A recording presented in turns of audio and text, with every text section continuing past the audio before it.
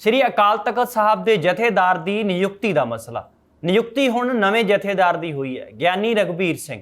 ਇਸ ਤੋਂ ਪਹਿਲਾਂ ਗਿਆਨੀ ਹਰਪ੍ਰੀਤ ਸਿੰਘ ਤੇ ਕਈ ਤਰ੍ਹਾਂ ਦੇ ਸਵਾਲ ਖੜੇ ਕੀਤੇ ਗਏ, ਖਾਸ ਕਰਕੇ ਸ਼੍ਰੋਮਣੀ ਅਕਾਲੀ ਦਲ ਦੇ ਹੀ ਕੁਝ ਆਗੂਆਂ ਦੇ ਵੱਲੋਂ। ਇਹ ਕਿਹਾ ਗਿਆ ਕਿ ਜਿਹੜੀਆਂ ਪਾਰਟੀਆਂ ਦੇ ਕੋਲ ਕੋਈ ਮਰਿਆਦਾ ਨਹੀਂ ਹੈ, ਖਾਸ ਕਰਕੇ ਰਾਘਵ ਚੱਡਾ ਤੇ ਪ੍ਰਨੀਤੀ ਚੋਪੜਾ ਦੀ ਮੰਗਣੀ ਵਾਲੇ ਸਮਾਗਮ ਦੇ ਵਿੱਚ ਕਪੂਰਥਲਾ ਹਾਊਸ 'ਚ ਜਦੋਂ ਗਿਆਨੀ ਹਰਪ੍ਰੀਤ ਸਿੰਘ ਗਏ ਸਨ ਸ਼ਿਰਕਤ ਕਰਨ, ਤਾਂ ਉਦੋਂ ਕਾਫੀ ਜ਼ਿਆਦਾ ਵਿਵਾਦ ਖੜਾ ਹੋ ਗਿਆ, ਜਾਂ ਕਹਿ ਲਈਏ ਚਰਚਾ ਚੱਲ ਪਈ। ਨਾਲ ਦੇ ਨਾਲ ਹੀ ਕੁਝ ਸਮੇਂ ਬਾਅਦ ਅੰਤਰਿੰਗ ਕਮੇਟੀ ਦੀ ਜਦੋਂ ਮੀਟਿੰਗ ਹੋਈ ਤੇ ਉਦੋਂ ਵੀ ਕਿਹਾ ਗਿਆ ਕਿ ਏਜੰਡਾ ਹੋ ਸਕਦਾ ਗਿਆਨੀ ਹਰਪ੍ਰੀਤ ਸਿੰਘ ਨੂੰ ਉਹਨਾਂ ਦੀ ਕੁਰਸੀ ਲਈ ਜਾ ਸਕਦੀ ਹੈ, ਅਕਾਲ ਤਖਤ ਸਾਹਿਬ ਤੋਂ ਹਟਾਇਆ ਜਾ ਸਕਦਾ, ਪਰ ਉਦੋਂ ਤਾਂ ਇਹ ਫੈਸਲਾ ਨਹੀਂ ਲਿਆ ਗਿਆ। ਹਾਲਾਂਕਿ ਉਸ ਵਿੱਚ 2-3 ਗੱਲਾਂ ਹੋਰ ਕਹੀਆਂ ਗਈਆਂ, ਪਰ ਇਸ ਬਾਰੇ ਕੋਈ ਵੀ ਗੱਲ ਬਾਹਰ ਨਹੀਂ ਆਉਣ ਦਿੱਤੀ ਗਈ।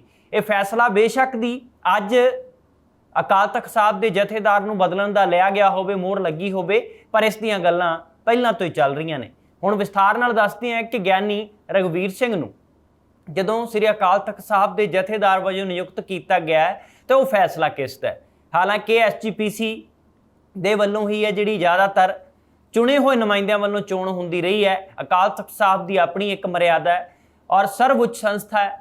ਸ਼੍ਰੋਮਣੀ ਗੁਰਦੁਆਰਾ ਪ੍ਰਬੰਧਕ ਕਮੇਟੀ ਦੇ ਆਪਣੇ ਕਾਰ ਵਿਹਾਰ ਨੇ, ਪ੍ਰਚਾਰ ਦਾ, ਗੁਰਬਾਣੀ ਦੇ ਪ੍ਰਚਾਰ ਪ੍ਰਸਾਰ ਦਾ ਕੰਮ, ਗੁਰਦੁਆਰਾ ਸਾਹਿਬਾਨ ਦੇ ਪ੍ਰਬੰਧਾਂ ਦਾ ਕੰਮ ਐਸਜੀਪੀਸੀ ਦੇ ਕੋਲ ਹੁੰਦਾ ਹੈ। ਪਰ ਜਦੋਂ ਕੌਮ ਨੂੰ ਕੋਈ ਸੇਧ ਦੇਣੀ ਹੁੰਦੀ ਹੈ, ਕੋਈ ਸੁਨੇਹਾ ਦੇਣਾ ਹੁੰਦਾ ਹੈ, ਤਾਂ ਉਦੋਂ ਸਾਰਿਆਂ ਦੀ ਟੇਕ ਅਕਾਲ ਤਖਤ ਸਾਹਿਬ ਤੇ ਹੁੰਦੀ ਹੈ। ਤੇ ਅਕਾਲ ਤਖਤ ਸਾਹਿਬ ਦੇ ਜਥੇਦਾਰ ਜਿਹੜੇ ਵੀ ਨਿਯੁਕਤ ਹੁੰਦੇ ਨੇ ਜਾਂ ਜਿਹੜੇ ਬਣਦੇ ਨੇ, ਹਾਲਾਂਕਿ ਕਾਰਜਕਾਰੀ ਜਥੇਦਾਰ ਦੀ ਜਦੋਂ ਨਿਯੁਕਤੀ ਹੁੰਦੀ ਹੈ ਤੇ ਉਸ ਵਕਤ ਇੱਕ ਪ੍ਰਕਿਰਿਆ ਦੇ ਤਹਿਤ ਬਦਲਿਆ ਹੀ ਜਾਣਾ ਹੁੰਦਾ ਹੈ, ਪਰ ਗਿਆਨੀ ਹਰਪ੍ਰੀਤ ਸਿੰਘ ਦਾ ਇਸ ਵਕਤ ਬਦਲਿਆ ਜਾਣਾ ਆਪਣੇ ਆਪ ਦੇ ਵਿੱਚ ਪਹਿਲਾਂ ਵਾਲੀ ਚਰਚਾ ਦੇ ਨਾਲ ਜੋੜ ਕੇ ਦੇਖਿਆ ਜਾ ਸਕਦਾ ਹੈ। ਕੋਈ ਇਹ ਫੈਸਲਾ ਸਹਿ ਸੁਭਾਵਕ ਨਹੀਂ ਹੈ, ਇਹ ਸਾਰੇ ਜਾਣਦੇ ਨੇ, ਕਿਉਂਕਿ ਗਿਆਨੀ ਰਘੁਬੀਰ ਸਿੰਘ ਅਕਾਲ ਤਖਤ ਸਾਹਿਬ ਦੇ ਜਿਹੜੇ ਨਵੇਂ ਜਥੇਦਾਰ ਬਣੇ ਨੇ, ਇਹਨਾਂ ਦਾ ਨਾਮ ਪਹਿਲਾਂ ਹੀ ਕਿਸੇ ਸੂਚੀ ਦੇ ਵਿੱਚ ਨਹੀਂ ਸੀ। ਜਾਂ ਪਹਿਲਾਂ ਕਈ ਵਾਰੀ ਚਰਚਾ ਚੱਲਦੀ ਹੁੰਦੀ ਹੈ ਕਿ ਅਕਾਲ ਤਖਤ ਸਾਹਿਬ ਦੇ ਜਥੇਦਾਰ ਬਦਲ ਜਾਣਗੇ ਤੇ ਇਹਨਾਂ ਨੂੰ ਲਾਇਆ ਜਾਵੇਗਾ, ਪਰ ਇਸ ਤਰ੍ਹਾਂ ਨਹੀਂ ਸੀ ਬਿਲਕੁਲ ਵੀ।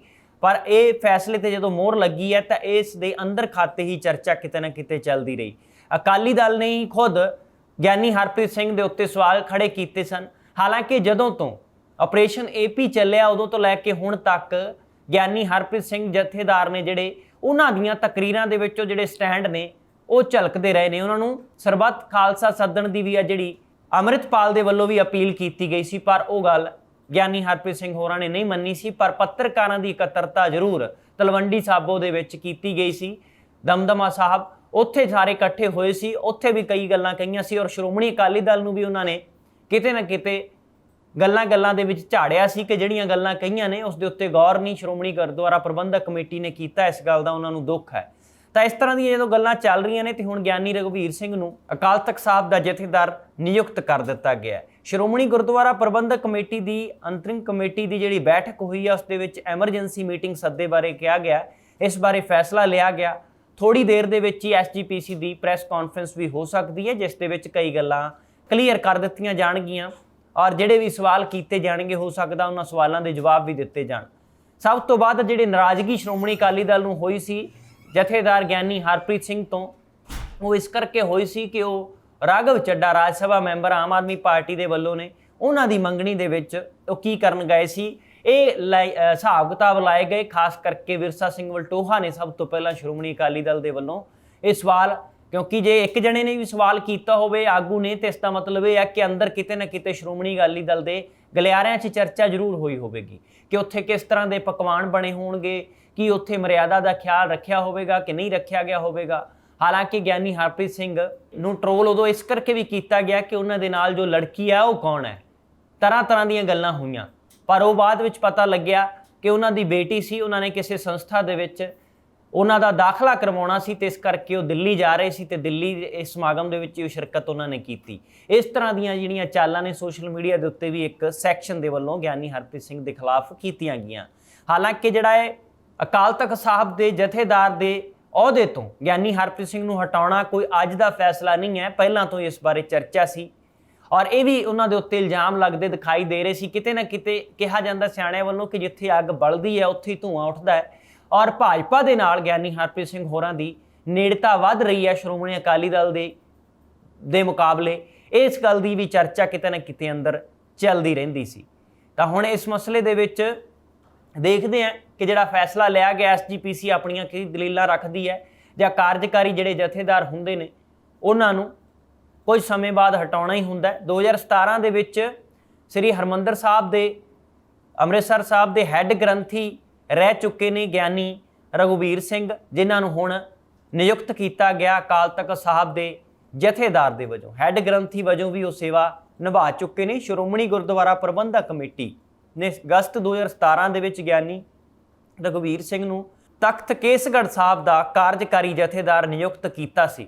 ਉਦੋਂ ਤੋਂ ਲੈ ਕੇ ਹੁਣ ਤੱਕ ਉਹ ਤਖਤ ਸ੍ਰੀ ਕੇਸਗੜ੍ਹ ਸਾਹਿਬ ਦੇ ਪ੍ਰਮੁੱਖ ਗ੍ਰੰਥੀ ਗਿਆਨੀ ਫੂਲਾ ਸਿੰਘ ਦਾ ਸਥਾਨ ਉਹਨਾਂ ਨੇ ਲਿਆ ਸੀ, ਜਿੱਥੇ ਹੀ ਗਿਆਨੀ ਮੱਲ ਸਿੰਘ ਦੀ ਮੌਤ ਤੋਂ ਬਾਅਦ ਉਹਨਾਂ ਨੂੰ ਜਿਹੜਾ ਹੈ ਇਹ ਅਹੁਦਾ ਦਿੱਤਾ ਗਿਆ ਸੀ ਤਖਤ ਦੇ ਕਾਰਜਕਾਰੀ ਜਥੇਦਾਰ ਦਾ। 6 ਸਾਲ ਬਾਅਦ ਹੁਣ ਉਹਨਾਂ ਨੂੰ ਸ੍ਰੀ ਅਕਾਲ ਤਖਤ ਸਾਹਿਬ ਦੇ ਜਥੇਦਾਰ ਦਾ ਜਿਹੜਾ ਕਾਰਜਭਾਰ ਹੈ ਜਾਂ ਜਿਹੜੀ ਇਹ ਨਿਯੁਕਤੀ ਹੈ, ਜਿਹੜਾ ਅਹੁਦਾ ਹੈ, ਉਹ ਉਹਨਾਂ ਨੂੰ ਦੇ ਦਿੱਤਾ ਗਿਆ ਸੰਭਾਲਣ ਦੇ ਲਈ।